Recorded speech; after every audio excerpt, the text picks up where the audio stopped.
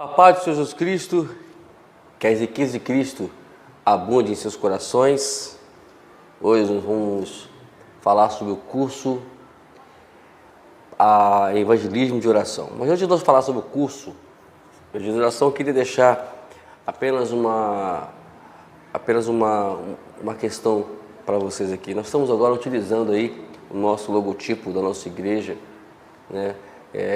Comunidade Profética Fonte de Vida, dirigida pelos meus amigos pastores, pastor Magno Freire e pastor Luiz Sérgio Machado. São pessoas, gente boa mesmo, pessoas que eu amo muito, que tenho muito carinho pela vida de cada um deles.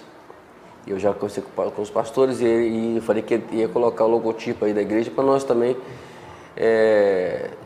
deixar claro que o nosso trabalho aqui de Ministério Opa não é abrir igreja. O nosso trabalho é discipular. Tanto que está aberto para qualquer igreja que queira que nós viemos fazer um trabalho de discipular nas suas igrejas. Estou aí à sua disposição. É claro, debaixo da autoridade dos nossos pastores, debaixo da autoridade da liberação dos nossos pastores, estaremos lá em nome de Jesus. Ok? Então, curso Evangelismo de Oração. Hoje vamos falar sobre a unidade 12. Mas tá correndo. E vamos dar continuidade à unidade 12, sobre o título Paradigmas Recentes, parte 2. Bom, vamos lá hoje falar sobre o paradigma número 8. Você sabe que são 17 paradigmas, divididos em tópicos, né? E vamos falar sobre o tópico paradigmas recentes. E hoje vamos falar sobre o paradigma número 8. O número diz o seguinte: os pastores são chamados a pastorear a cidade e não apenas a igreja. Vamos lá. Atos dos Apóstolos, capítulo 5, versículo 28. Que lhes disse: demos ordem expressa a vocês para que não ensinasse neste nome. Todavia, vocês encheram Jerusalém com toda a sua doutrina e nos querem tornar culpado do sangue deste homem. Isto é, toda Jerusalém, diz o texto, foi tomada pela doutrina de Jesus. E a pergunta é: você é pastor só da sua igreja? Não, mas é hora de você anunciar isso. Como eu vou fazer isso, pastor? Bom, nós temos várias formas de fazermos isso e de anunciarmos a nossa cidade, né, com a doutrina de Jesus. Vamos lá? Deus é sempre inclusivo e expansivo no que se refere aos cuidados dos perdidos. É por isso que eu, né, tenho essa mentalidade de cuidar das pessoas, dos perdidos. Então, quando alguém fere alguém com palavras e etc., eu fico muito chateado com isso. Por quê? Porque os perdidos precisam conhecer Jesus. Nos tempos do Segundo Testamento, o coração da cidade era o mercado. E foi ali que Paulo e seus colaboradores concentraram esforços com o objetivo de tocar a cidade e a região adjacente. A cidade era o seu principal alvo. Em um ponto muito distante, porque revela um problema contemporâneo que é bastante sério, né? Estamos plantando igrejas a fim de pastorear santos, em vez de pastorear a cidade. E o pior ainda, né, é que plantamos uma igreja pensando em cumprir nosso chamado pastoral sem uma preocupação real pelos perdidos. É o que está acontecendo hoje. Paulo, na verdade, ele aproveitava. Quer ver um exemplo disso? A igreja de Coríntios. Lá em Corintos, diz a história que era uma cidade portuária. Então, isso quer dizer que muitas pessoas entravam naquela cidade.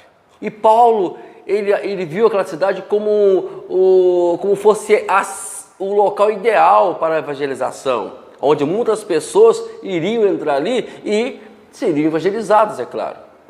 Claro, aonde você pensa que tenha esse tipo de muita gente assim, é claro que você vai ter problema, como a igreja de Corinto foi uma igreja problemática, como nós lemos lá e estudamos ela. Mas é assim mesmo, é assim que funciona o reino de Deus, tá bom? Com muita frequência, os fundadores de igrejas observavam uma cidade e chegaram à conclusão de que, embora haja um bom número de igrejas ali, uma nova congregação provavelmente prosperaria. É aí que pensa somente nas questões de abrir uma igreja escondida e assim não. Então, segue-se em frente. Planta uma igreja pensando nos futuros membros, mas raramente pensando na cidade. É assim também que funciona hoje, às vezes, em alguns casos, né? Querendo enfatizar a pureza das suas motivações, dizem que não estamos interessados em quantidade, mas somente em qualidade, e que seu principal objetivo é estabelecer um testemunho na cidade. Existe essa ideia, né? É claro que a qualidade, ela é fundamental. Não importa quantas pessoas você vai ter como membro de uma igreja. O importante é que você tenha qualidade, que pessoas sejam salvas. Mas não significa que a quantidade ela seja relevante, não seja irrelevante, né? Então, vamos meditar nisso também. Essa, na verdade, não era a estratégia de Paulo. Ele poderia ter plantado milhares de novas congregações entre Jerusalém e Ilírico, mas não preferiu fazer isso. Por quê?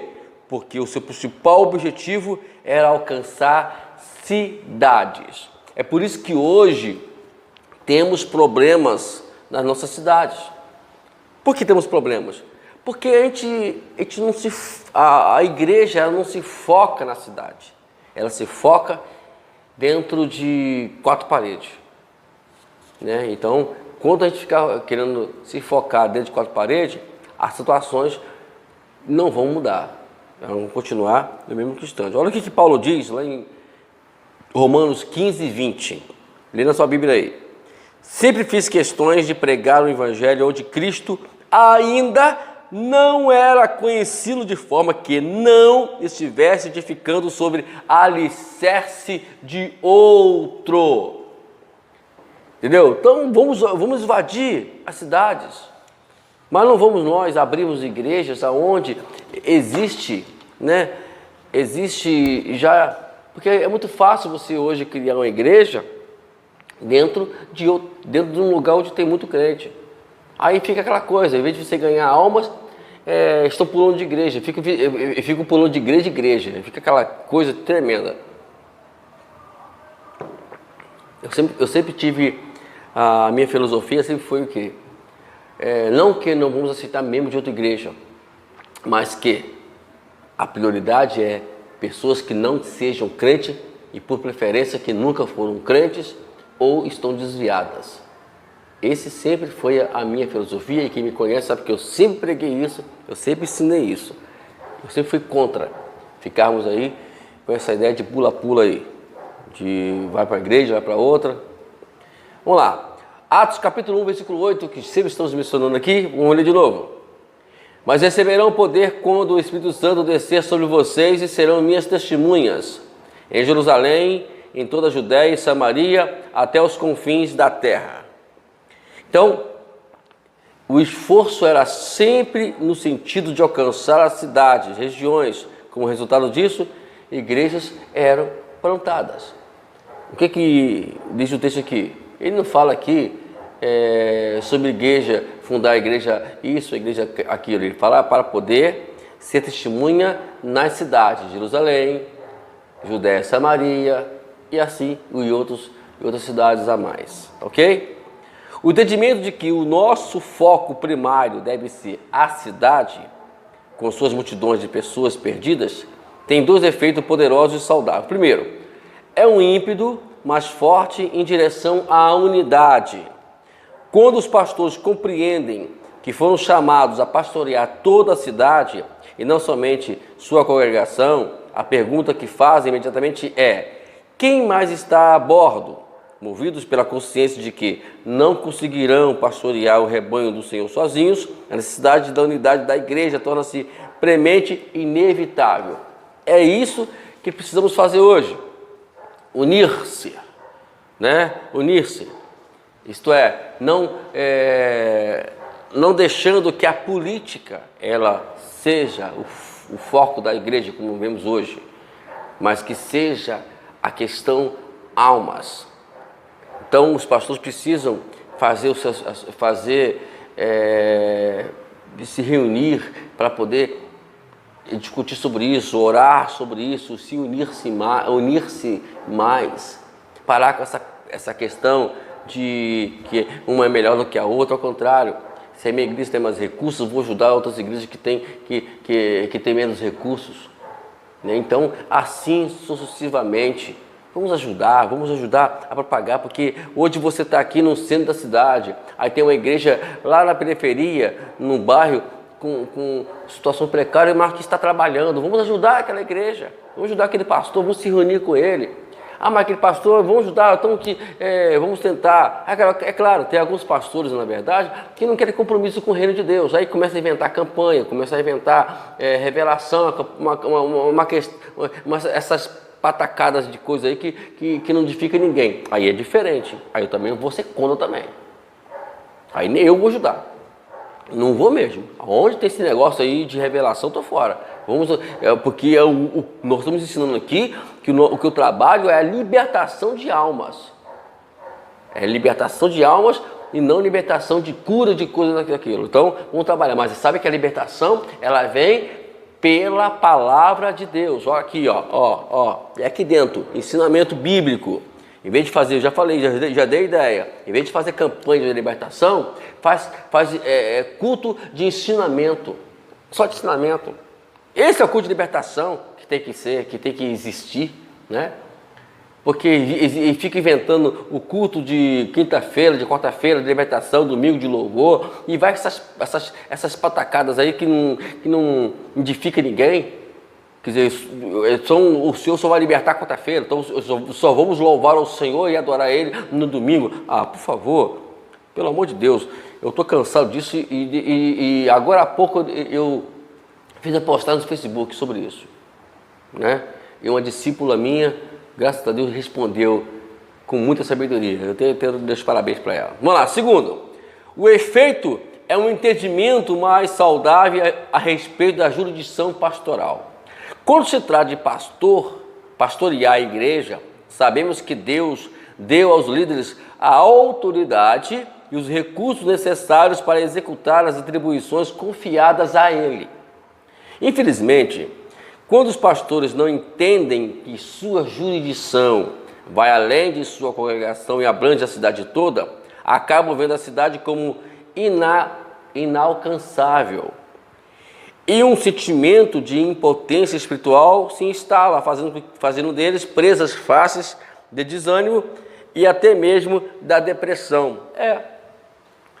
Eu estou aprendendo isso, né? Já passei por muitas situações como essa daqui. Em vez de a gente entender que a jurisdição pastoral ela não se limita à igreja, e quando você se entende que a sua jurisdição é somente ali dentro daquela igreja, você acaba se sufocando. E aí outras coisas colaterais vão vir, né, e vão atingir você, e algumas delas vão te trazer algumas consequências.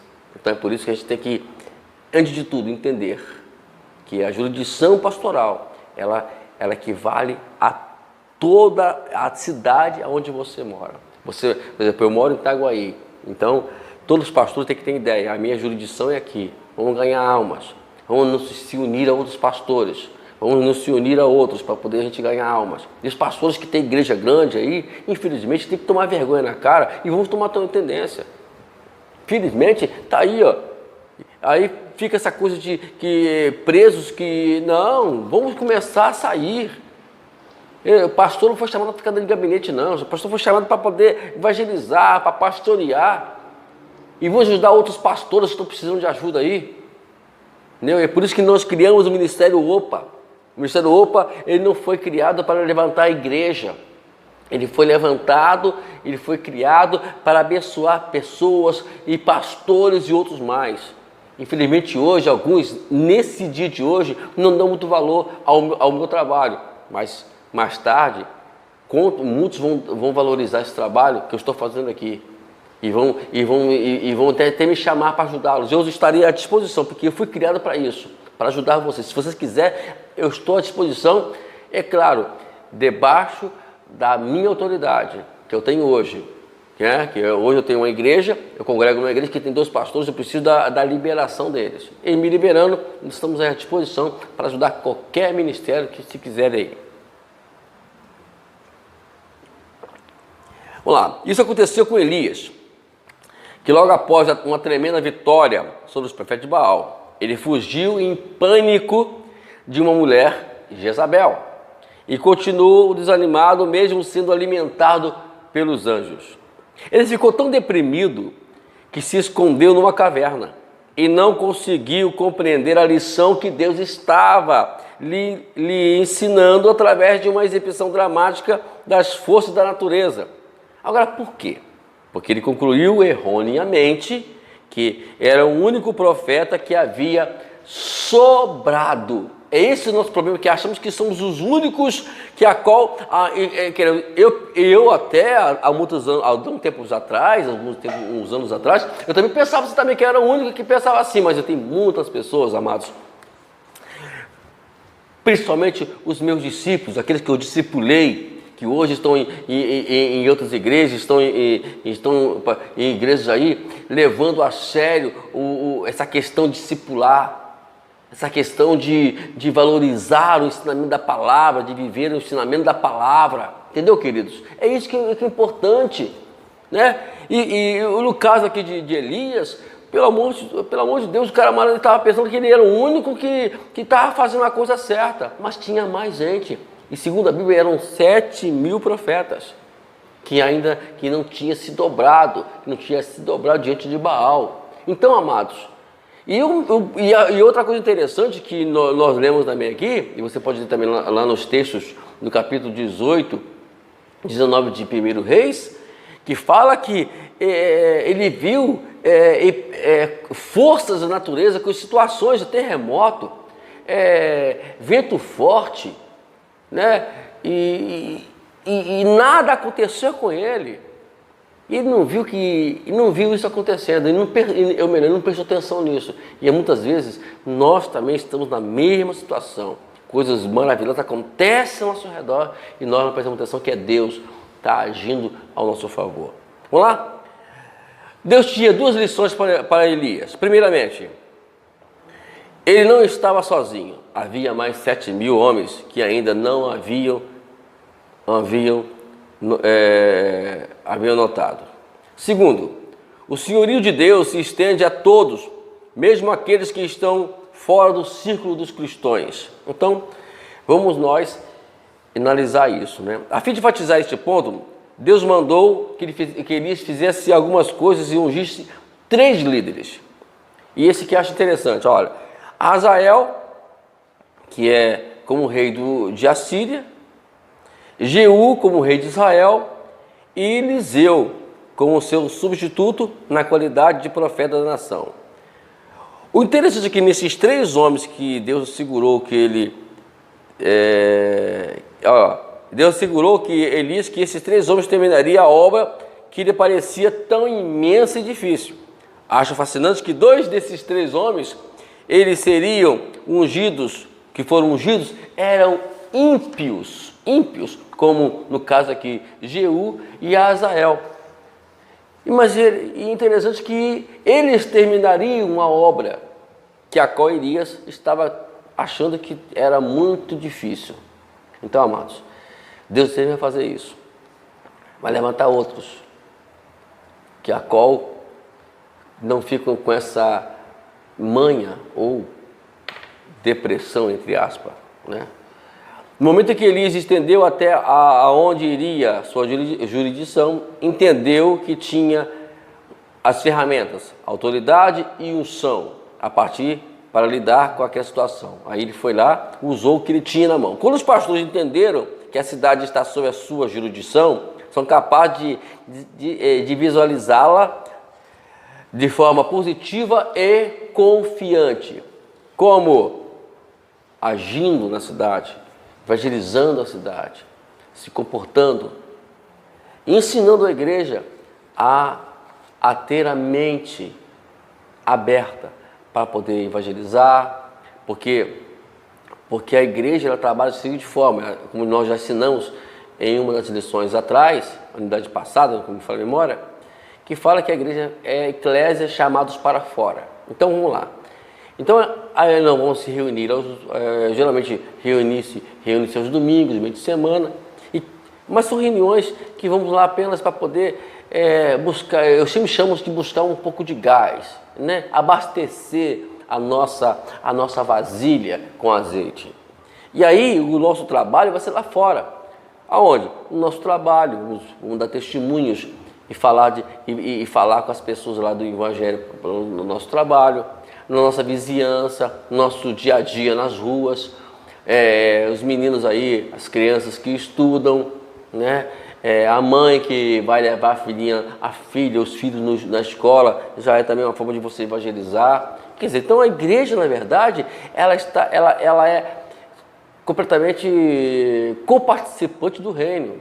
Ela participa de uma forma geral do reino, mas precisamos entender isso. E os pastores precisam colocar isso na mente de cada um dos seus aqui que colocou em suas mãos. Vamos lá? Paradigma número 9. É possível mudar o clima espiritual de uma cidade. Vamos ler aqui mais uma vez, vamos ler esse texto. 1 Timóteo capítulo 2, versículo 1 a 3.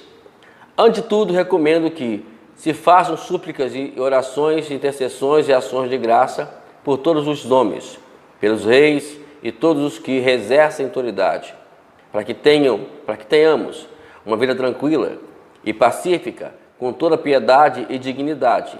Isto é bom e agradável perante Deus, nosso Salvador, que deseja que todos os homens sejam salvos e cheguem ao conhecimento da verdade. Aqui está o ponto mais crucial do evangelismo, que é a oração. Como é que muda-se um clima de uma cidade? Orando, profetizando. Não é aquela oração que você faz dentro da sua igreja com portas fechadas, não. É a oração que você faz, porque as pessoas precisam, nós ensinamos isso na unidade passada, você pode revisar lá. Nós temos que profetizar para que a cidade entender e ouvir e saber que quando houver a mudança, foi Deus intermédio daquela palavra profética na vida daquelas pessoas. Precisamos nós fazermos isso, né? E a comunicação, na verdade, ela é fundamental para isso. A fim de colocar isso em perspectiva, precisamos revisar que Deus fez na última década numa que chamo de unidade, missão e comunicação. Então, a primeira coisa que faz é unir,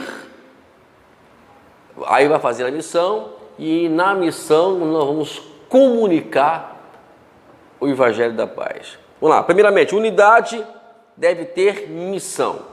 Hoje Deus está ativamente unindo os pastores nas cidades do mundo inteiro.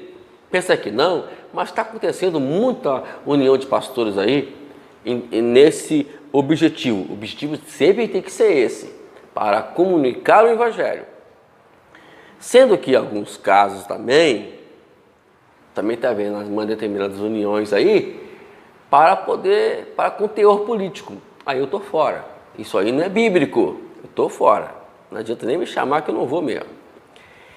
Essa tendência é irreversível, a desunião está com seus dias contados. Viu, diabo? Vamos dizer, viu, Satanás? Está contado os seus dias de trazer desunião aos pastores, acabou, Satanás, acabou. Você está neutralizado em nome de Jesus. Assim como o diabo soube que já não poderia nos manter separado, adotou uma estratégia alternativa: encorajar unidade sem missão. Unidade sem missão significa que os pastores não possuem outra agenda, exceto reunir-se. Aí é um problema que nós temos que despertar, né? Porque ele sabe que quando você for fazer união, missão e comunicação, aí a pessoa faz união sem missão, aí fica difícil.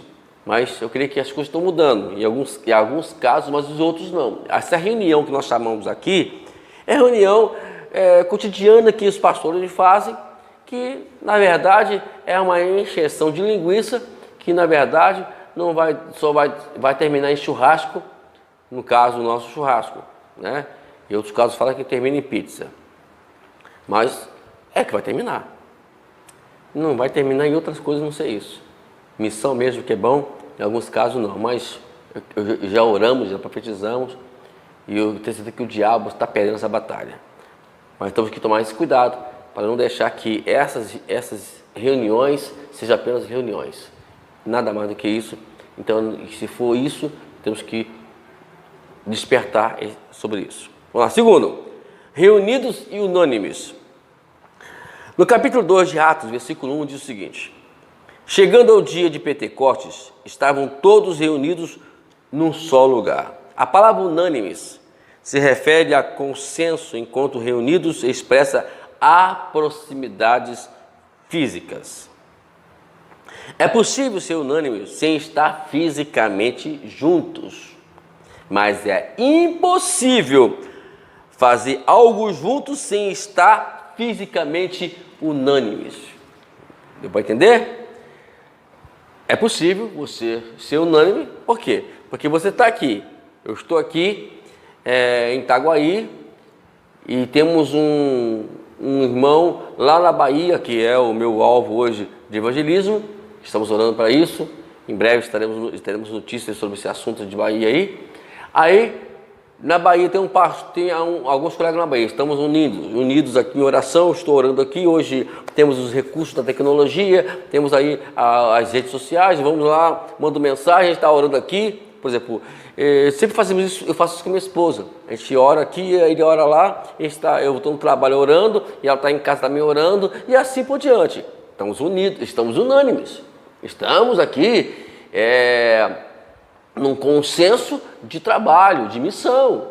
Agora a pessoa, ela está, agora se unânime, sem estar, agora é impossível que viemos estar unânimes, é impossível fazer algo juntos sem estar unânimes, e sem estar fisicamente unidos, porque não adianta, como é que eu vou fazer algo, né?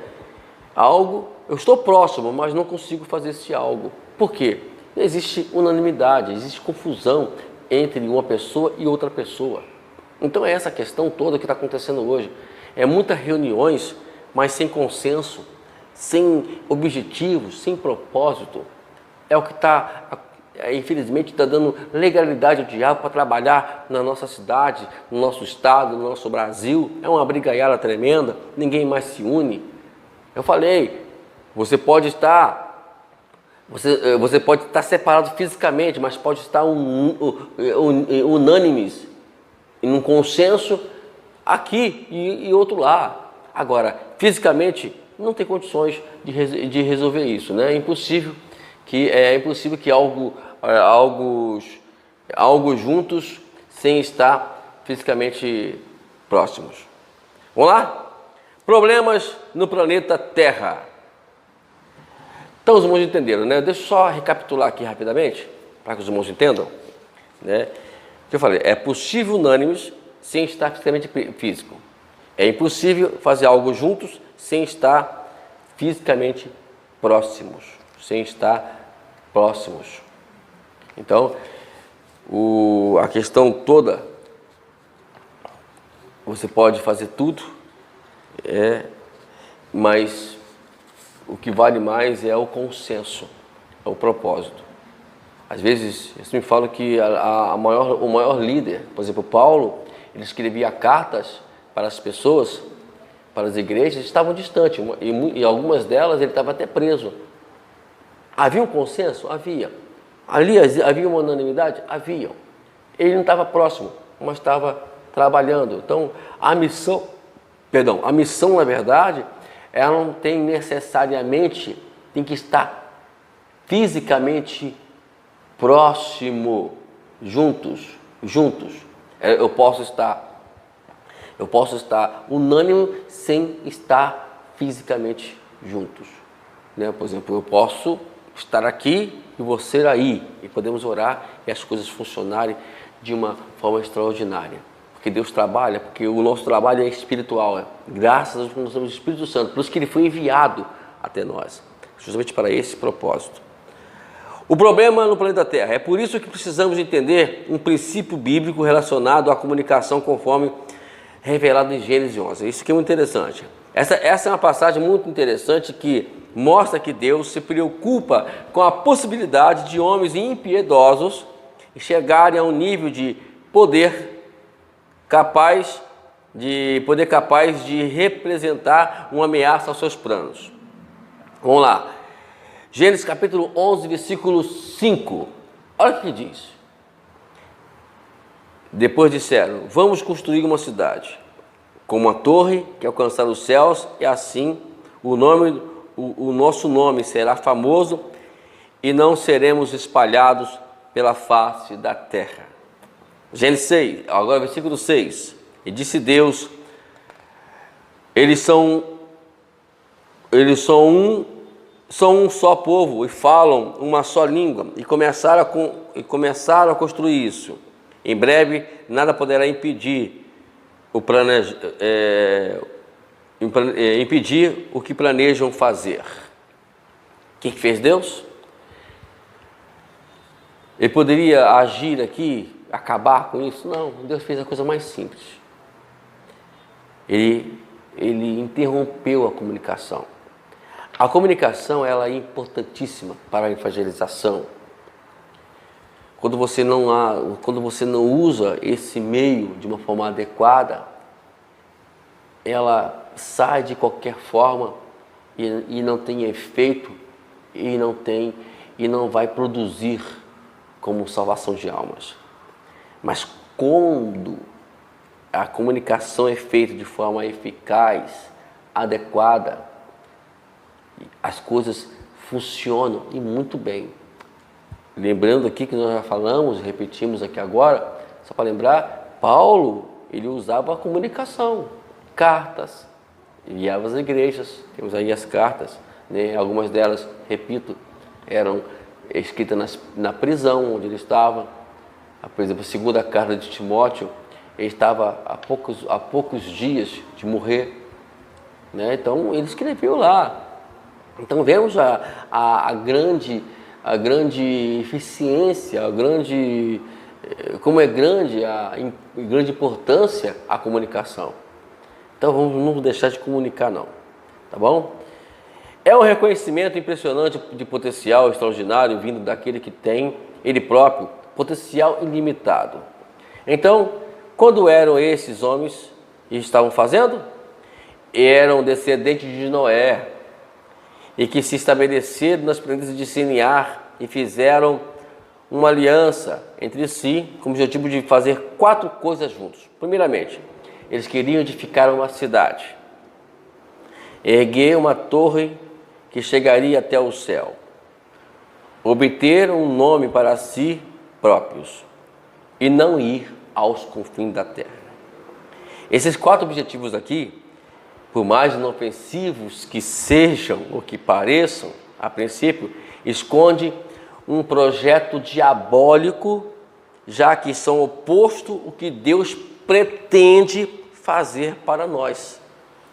Então, olhando direitinho isso aqui, queridos, você vai ver que está completamente oposto ao que Deus nos ensinou. Edificar a cidade, uma cidade, erguer uma torre e chegar até o céu, obter o nome, e uma das delas não ir aos confins da terra. Vamos lá.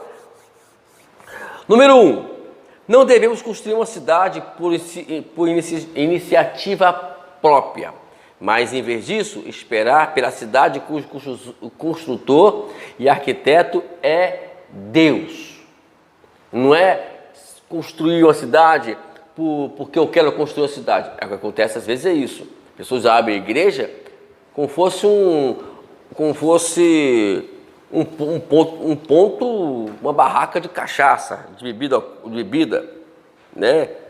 E abre lá e fica por lá e fica esperando as coisas acontecerem. E outros querem construir uma cidade para poder apenas ou evangelizar uma cidade, porque evangelizar, quer abrir um ponto ali, outro ponto ali, isso não é muito adequado, isso não é bíblico, né? Temos que fazer tudo dentro do alicerce, dentro do planejamento de Deus.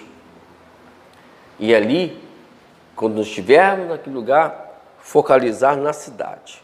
Então, primeiro ponto aqui, não é edificar uma cidade por conta própria. Saber que Deus é o edificador, Deus é o construtor, é Ele que vai nos dar essa estrutura para podermos invadir e tomar posse da cidade. Número 2, não temos necessidade de tentar ao céu, já que o melhor do céu desceu até nós para nos alcançar. Né? Aqui fala que eles ergueram uma torre para chegar ao céu. Nós já temos o melhor do céu, que é o Espírito Santo. Ele veio do céu para nos abençoar, meu amado. E o outro lado, o próprio Deus veio em pessoa, na pessoa de Jesus, para morrer por nós, e depois enviou o Espírito Santo para poder nos abençoar. Então vamos esquecer esse negócio de céu. O céu se vive aqui na terra porque já temos a grande expressão do céu, que é a glória de Deus. Terceiro lugar, não precisamos ficar conhecidos por nossos próprios nomes. Olha aqui, porque não há outro nome maior do que o nome de Jesus, o Senhor de todos. É por isso que às vezes eu sou contra essa coisa que coloca lá uma faixa e diz, olha, vai vir aqui fulano de tal pregar, o homem de Deus que faz isso, que faz aquilo. Queridos, tome cuidado com essas coisinhas, porque infelizmente, como já falamos aí em alguns vídeos, essa questão vai levar a orgulho, a soberba, e vamos ter problemas seríssimos na nossa vida espiritual. Então, eles queriam que o nome deles fosse alcançados e conhecidos e famosos. Olha só o negócio. Quarto lugar, devemos ir aos confins da terra. Né? O que diz lá? Não ir aos confins da terra.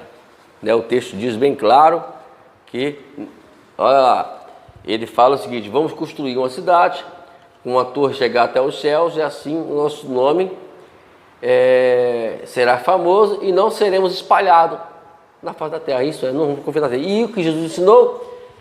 Ir para os confins da terra. Olha que ele ensinou aqui em Mateus 29, 28, versículo 19 e 20.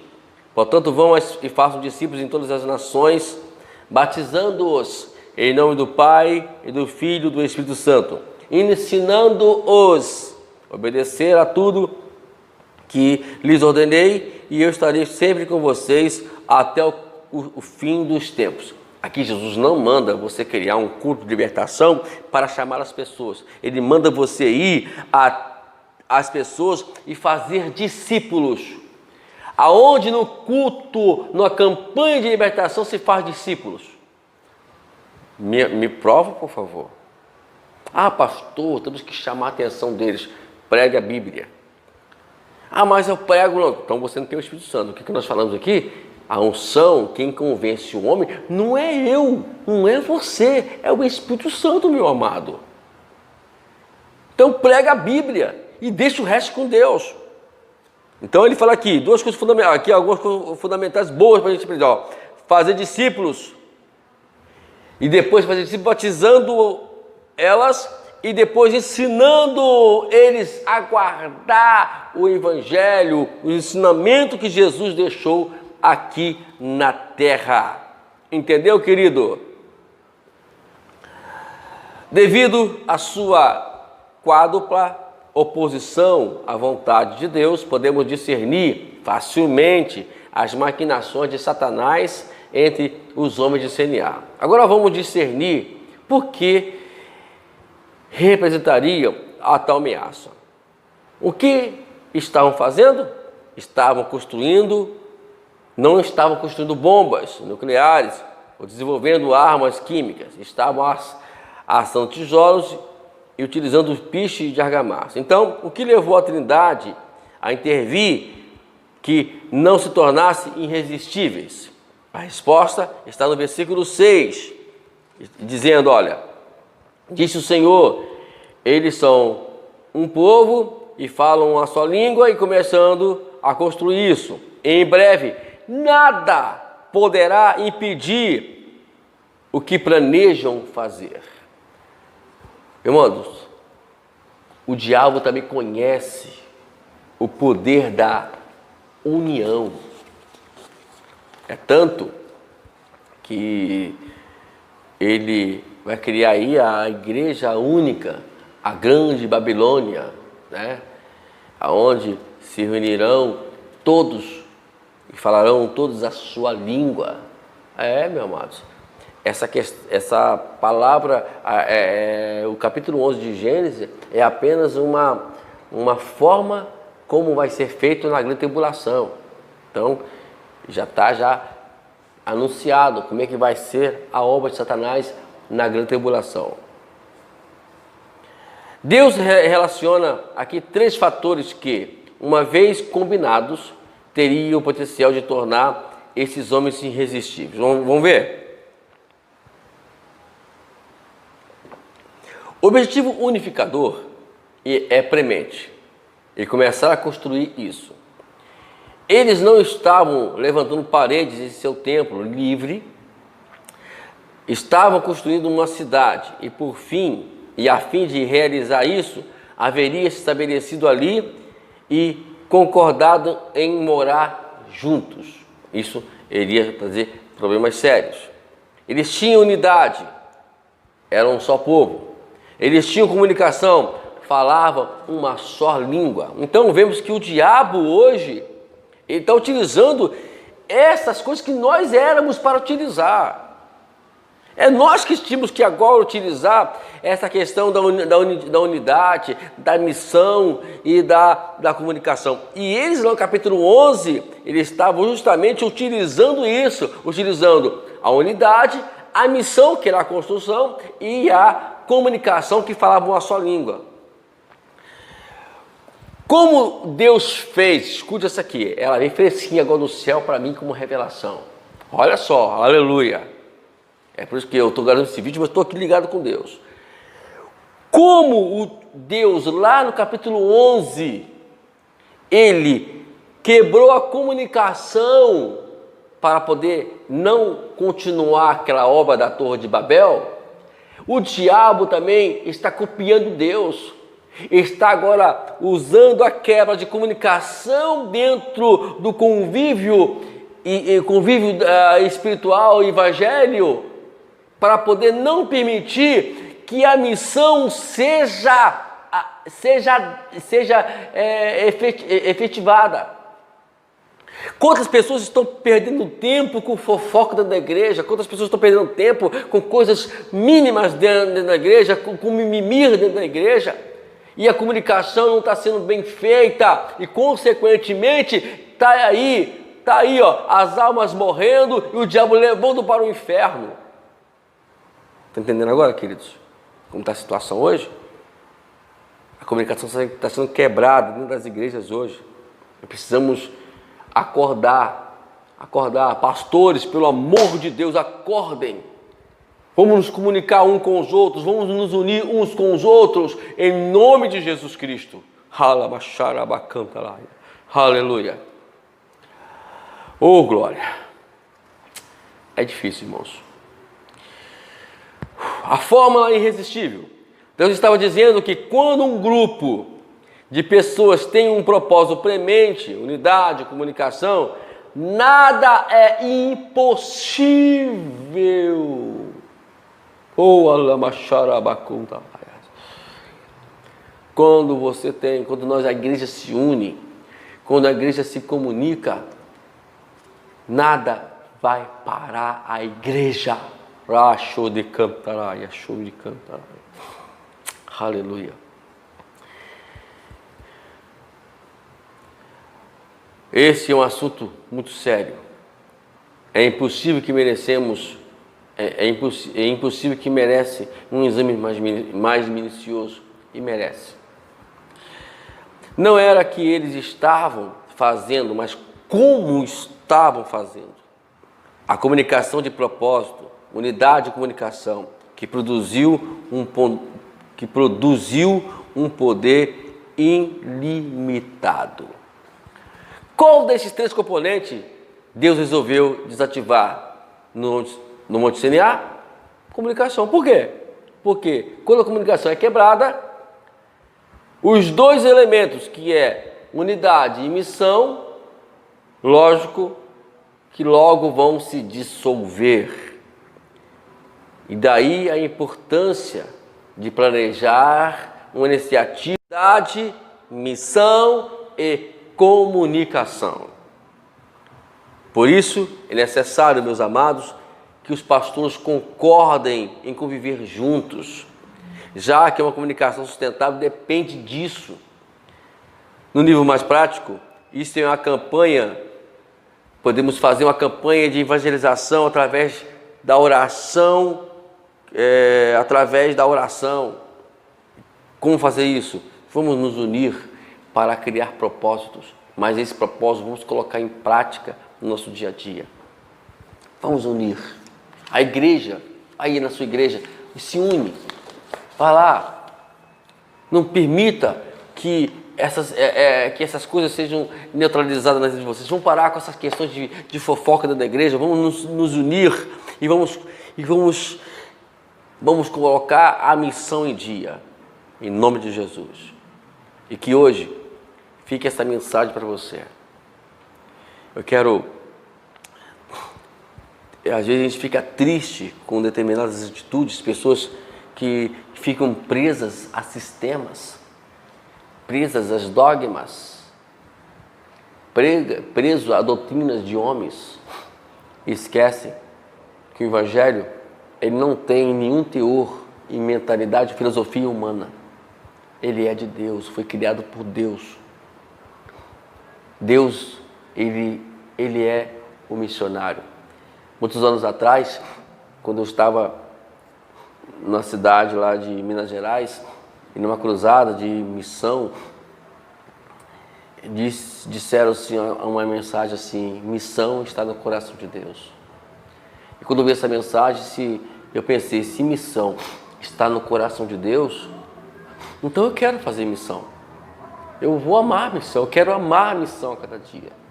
Entendeu, queridos? O que está faltando isso na igreja é isso, é amar a missão. E ficam presos a dogmas, presos a sistemas, presos a doutrinas, e com isso o diabo tem aproveitado. A comunicação, ela se afasta. Redes sociais hoje são para falar besteira.